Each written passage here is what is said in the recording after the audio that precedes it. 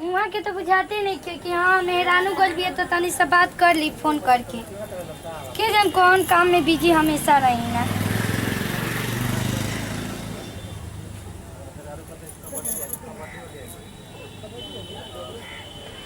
अब हाली फोनो ना उठाएं कि हाली फोन उठाएं।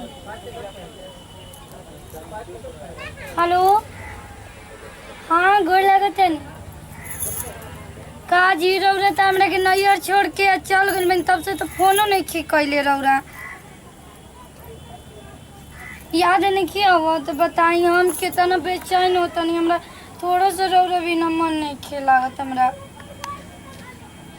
ये जी जल्दी से आई ना लिया जाए हमरा के लिया के चली हम तनिको निक निकला रौरा भी ना हम थोड़ा सा मन ना लगेला।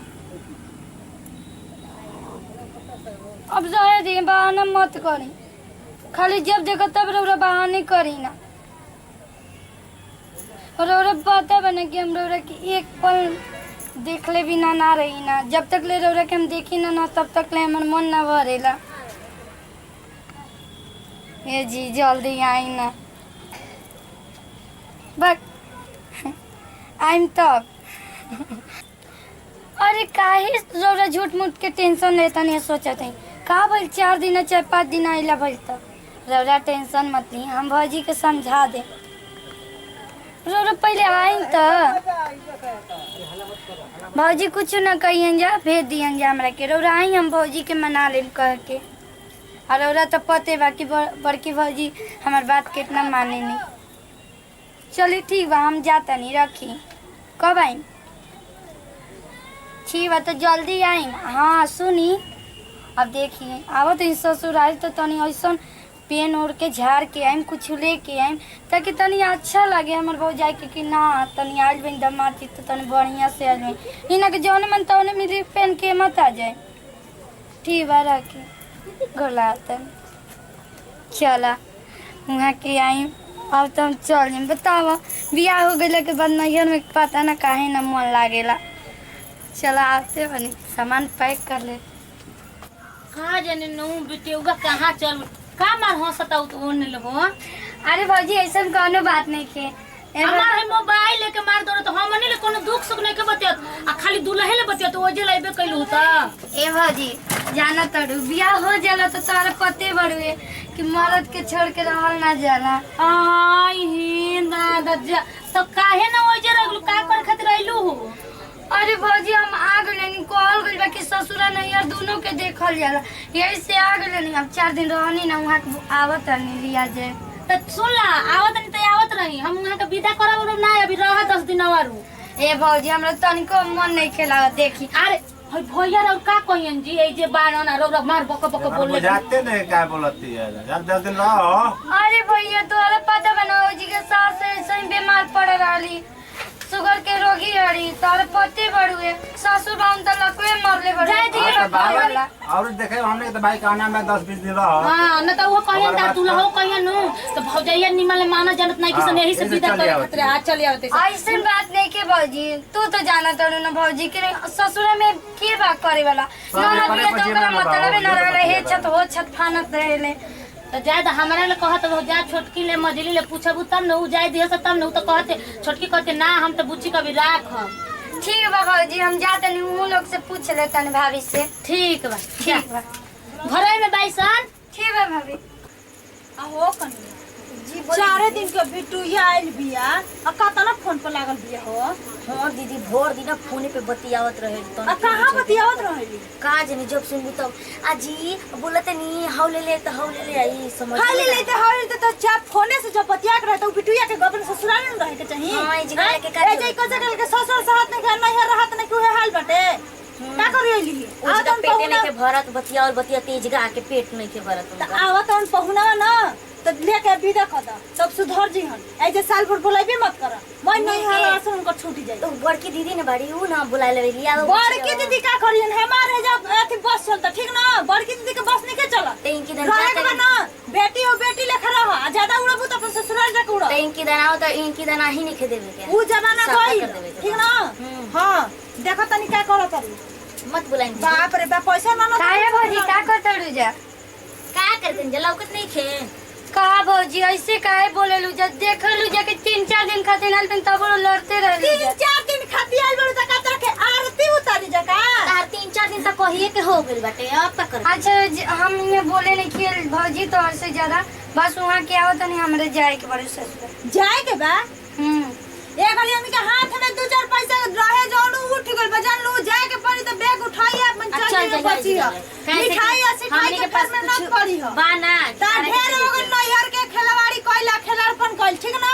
ये भौजी हम तार से आज तक ले मुंह खोल के कुछ मंगले बनी की मांग मांगे के कोशिश मत करी हो मत देम हम हमनी नहीं के पास हटल ही नहीं त देबे के का भौजी तू चुप रह, बहुत ज्यादा तू बोलेलू। बोलत का बानी नहीं की बोलला। देखल लाड़ा के सुर बनली हाँ काहे के ला यही से तो साजे जाता रही सुबह इनकरा के विदा कर देता वसन ऐसा हम बोलबे ना करिया त बुआ तना बोलत रही। ये रोहनी सुधार के रखतु न तो तारा के ससुराल में पास होती है रोहनी बता लोला। अरे ई मत देखी जितना हमार ससुर में प्यार मिले ना उतना रौरे ना मिले। ससुरा में रहा का करे जगाइलु छौनी छाइल बड़ू जा ससुरा में अपन ससुर जेम ना बियाह शादी का होतिन भौजी। जगत ना खो नहीं हराओ के खाई पियो तनी दहिया हो जगल त टिटी रिन मती होई के आइल बड़ू ऐसे का आलू त मोटा दे तारा से लागे बेकार बा भौजी हमार आवत नहीं वहां के हमरे जाई के बड़ू। हाँ, ठीक जा, करे जा। जाई बताओ का जाने का करत घरे में बतियावत जो अभी ले आ कहते तो पाहुने आवत का जना जे काहे बुची काहे मुंह लटका के जतन कहां कुछ ना भौजी हम थोड़ा जाता नहीं।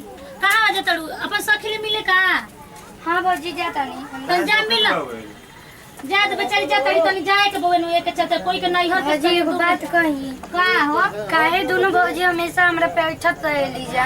अरे वो कनी कभी छोट बैसन कनी के बुद्धि नहीं खे तो सही कनी के बोले लिसन नहीं कुला ना आ जे जैसन नैहर के रही आ जेकरा जैसन नैहर में होई वो सही नु करी।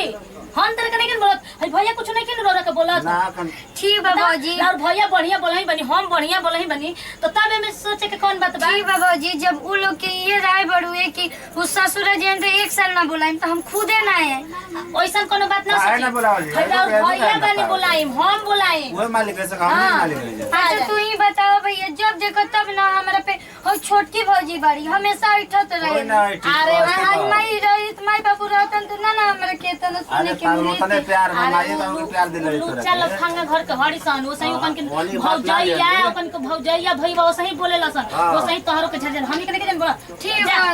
जाए ना भेंट करके आई जे जा पता नहीं ओकन कैसे ना बोले ना बोले का जानी कैसे बाई से ओकन कतनो सिखाई कहां जतौ जा का हो अरे कहू ना कनी तो पाहु ना तनी बढ़िया ले खाना ना बना दिए जा तैयारी कर दिए जा तक पाहुना तनी तक जोन रही ताने न बनाइम कि कहां था गोला का काट के बना दी उनकर खातिर माखन हो दिया घर के घर से अरे तो जन तनी लाज शरम करे जाई जे भसु बनिया बड गुलू जा कुर्सी पे आज पहले के गोइला शर्म होने पहले के जमाना गोइला अब के जमाना देखी आज के जमाना देखा हाँ, अब के जमाना ना भसुर के भसुर ना कहल जाला देवर कहल जाला देवर कहिया जा अच्छा ठीक बात मारन आज खतौ हमनी के जा। लाज करे कहतनी आ खुद के नहीं की देखा का? बाहर भी तो दलानी में बैठे बनी गोड़ पसार के है त रुला शर्म ना हटे कैसे गोड़ पे जा? पहले देखा ना देखा पहले मोटा आई हो दीदी अपने नहीं देखा त हमनी के चलल बाड़ी अरे तू तो नु का जाने कैसा ना घर के आगुल हमनी के त कपार पे लुगुड़ा ले के छोटा होने गुडल ले हमरा जे के ससुर भसुर बा ये हमरा के बा काला के निक न रही तो रुपए तक के लगा त लुका रे चलानिया अरे, एक- छेद 72 को ओकरा में हंसती है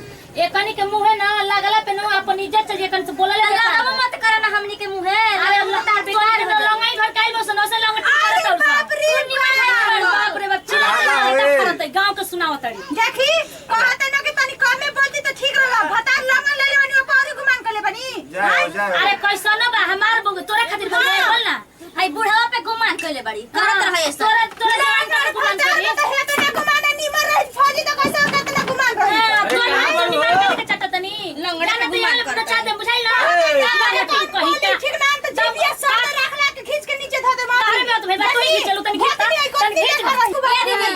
सुने ना हमनी के भतार के बैठ के राज करत रही कमा के दल बड़ शर्म नहीं के लागत अंजू क्या जी आ बिलन हुरे खाती दोस्त आवाजियो से नहीं खींची हाथ का आई बैठी आइए दादा पाहु ना बुनी दादा का यही तो दिखता है ना कनी रातिए बैठ के रसगुल्ला खात रहली है कनी कहां से जी तो कहती है ना कि कहां से बाबा पापा बाबुआ खातिर ले आई रहल हन हम कह जानते कि पाउन खातिर ले रहल हन हमने के त पूछो भले ठीक हो गई इज्जत जाओ जाओ इज्जत मतलब बिस्कुट ओ छुटो कुछ ना देवे के कबे ले चिल्लाते नहीं अपना मौगी के कहाँ गइल बिया कुछ बुझाते नहीं खे हमरा। का जीरो आ गई टोला माला घूम के आ गेलू।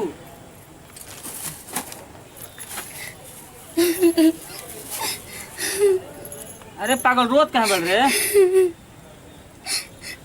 देखी ना हमरा के कैसे भौजी बोला तड़ी जा।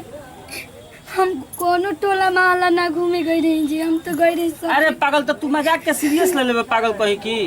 हम तो तोरा कहते रही नुक मत जो नैहर में मत जो नैहर में। हम ना जानते रही। देखी अब हम एक जगह 2 मिनट ना रुक सकी ना। हम 2 सेकंड रखबे ना करब। चलिए हम तोरा के वही घड़ी कहत रही कि जादे तू का करे नैहर जो बेजा कोनो तोरा दिक्कत हो गेला हो जा ससुरा में। ना जी अब हम कबू नैहर में ना लत लगाई। ये न कहल गल बा जी कि माई बाबू रहेला तो पूछेला बाल बच्चा के बरोबर पूछेला लेकिन भाई भर जाई। ज्यादा रो मत पागल पागल ना भई कहाँ रोत रही। चुप हो जा। अच्छा छोड़ी हाय देखो हाय मिठाई मंगले रहलु नु। हाय मिठाई खा लिया ठीक नु। आ तैयार तो रेडी तो बढ़ाई मोर कलर नहीं हम लिया जी तारा के। तो लड़का का एना शर्ट पहन के नहीं ये रौरा पसंदे पड़ेला। चली ना खाली ये पहन के चल दी ना। एहू में तो हीरो लेखा लागते बनी। वो हमरा पता बा रौरा कोनो में हीरो नहीं लागम लेकिन लड़का तनी पहन के थी तो और ना कहिस कि हम अंजुआ के दमदा आइल बा। दमदा आइल बा। तू सारी दीदी आ तारा के ए जे मैंने पाहुन ले बैठ के बतियाही में मीठा पानी ना बुझाले त तनी पिया देही। अल्ली पाहुन पानी पीही आव तनी मीठावा लेके गोड़ लागत नहीं। खुश रहे दा मिठाइया दा पानी पिए के लिए आई तो हम तो बुझाइबे ना जाना तनी जी हाँ। ई बड़की भौजी एकदम अच्छा बाड़ी। जोमन बोलेली मुंहे पे बोलेली अनलो तक कबो ना बोलेली। हम देखे को बात कहे वाला रहनी बहुत दिन से। का हम बोली? बियाहे में जानी गईनी हाँ के कैसन बा। जाना तनी उल्टा पुल्टा कबो ना बोलेली बड़की भौजी। आ गलत चाहे सही कोई करी ना मुंहे पे बोलेली या मुंह नोचली लेकिन ऐसे ना दिल के बड़ी साफ पड़ी बड़की भौजी। बिगाव पैक कर ले बड़ू। सनो से नहीं बोले के। अरे बुची ना कह जाला काहे की कुछ कहत नहीं ये कुल बुद्धि सिखा जाला का गड़ी भौजी तू ही बताव। चाहे तो बुची ना कह जाला शिकायत का हो लोगन का भौजी 4 दिन खातिर आइल बानी लेकिन लागत है कि 4 बरिस खातिर आ गइल बानी। आई हो जब ऐसे बोलत रहली जा। ई काहे ऐसे करत हो हमनी के कुछ कहनी ना हो कन्या कुछ नहीं ना जी हमरा के बहुत भौजी इज्जत दे देनी। ढेर बताओ ना मत दीदी कही कैसे कहत इतना दोनों भौजी हमरा के प्यार दे देली जाना कि उतना रहू। बताओ देखी तो हमनी के जितना ननद के प्यार दुलार दी ना जना उतना तो केहू ना देतो होई जितना हमनी के अच्छा से मनन का बुची इहा के तो हां माने हां जानो बहुते माने लू जा चलो दीदी आई हो दीदी कैसे बोलत रू माने की जना बुची के तब तो वही न कनी त तैयारी करे जब बुची जई हन ठीक बा चल बुची घर में चली पाहुन खाना वाला खाईम चली भौजी हम आवत नहीं खाना वाना हम खा के आइल बुझलू। चलो जे घर वाला खाना जौन बात कनी ऊपर दोनों जनी खाना खा ठीक बा रौरा टेंशन मत ली। हम कहते बने रौरा से कि हम 2 मिनट ना रुकम जल्दी मेरे के लिए चली यहाँ से। हम कहते हैं कि 2 सेकंड रुकबे ना करो। जाए तो हाँ, छोड़ा तो ना हमने के जल्दी लेके चली। जानत न पाहुन कनी के कुछ बुझाला ना जैसन जेकर नैहर रही सही नु करी आई हम कुछ नहीं केनु कहत हम उ बात बारी देखी एगो बात अलग उ बात अलग हो गेल। जौन लड़की के बियाह हो जाला नु खतन बातो बोलला पे नोटेती हो जाला ना दुख लगी। हां लगिए जाला जाए दे बुची हमारा हम करत न हम रोरा के बुलाईम हम रोरा के हाँ करम भौजी चुप रह टेंशन मत करी हम बुलाईम भैया और बोलही बानी बुलाइबे करम उहा के तो कहबे कनी ते बुचे तू टेंशन मत ले। ठीक बा भौजी तोरे मुंह आई हो बुची ला तार बैग ले आइल बानी अब उठ जा जल्दी से ला देखा जा कहते चले जा दुआरी पर से जल्दी के नहीं ननद के विदाई करते तो अथी कर ले बड़ा का छोड़त रहले हमारा जा दे बुची बढ़िया ले ठीक जाए बा मेरा बुची बढ़िया से जाए ठीक बेगवा बा धर लेनी हां ठीक बा उठी चल ना तो गाड़िया छूट जाई ऐसे काहे बोलतो रू भौजी कम से कम पहाड़ का गाड़िया छूट जाई गाड़ी छूटी तो और कोनो गाड़ी नहीं की गाड़ी भैया। अरे जाए दना ला पानी पी ला तू पागल लेका तोरो दिमाग सही में चकरिया गेल बा का आई के हो गड़िया जोन दहेजा मिलरू काहे खातिर मिलबे ओही सन चले के बा। ए बुची रोवल ना जलन पास जा दा हमनी के फोन कर जाई पहुंचा तो बारिश ना आ जाई तो भीगे ना लगाओ रस्तिया में चली जी अब रौरा यहाँ से। ए मारे रो सब कैसन बानी जा। अरे अरे रोगे खातिर ठीक है कहत कहत जाके बारिश आ तो रास्ता में घेरा जे जा सर से करा चहुम जे जा अपना ठीक बा चल तनी सब आदमी के प्रणाम करता नहीं। खुश रहो। चलो हो फिर आवे के नाम मत ली हो ना जी अब कबो लात ना लगे। जाए तो चल बोली ना फल से रहिए जा कुल जानी पसर पसर कर रही जा दोनों जा और न तका जेतना पसार जैसे के रहे पसारी के मिलेला हमनी तरह के। अब पसार के खाए के तरी हां अब देखा दीदी दी लड्डू हमरो के अब तो खात रही है दल्लू अब बात मोबाइल से बतियात रही है ओकर लाज न सारा टेंशन अलाउ ना तो साड़ी में पहर के गाढ़ा पे रख देत रहल खींचे के पड़त रहल गोड़ हाथ में दुखाए लागत रहल अब कहते ना ठीक हो गइल चलो हो भात पकौड़ी उकड़ी बच्चे बतानी खा ली जा खइबू ना कोई रही तो ना तो चार हलिया से खा ले रही तब जानत न को करी बारे में दीदी बनैले रहली है ना पाहुन खातिर मैं बचल बचल खा लिया जा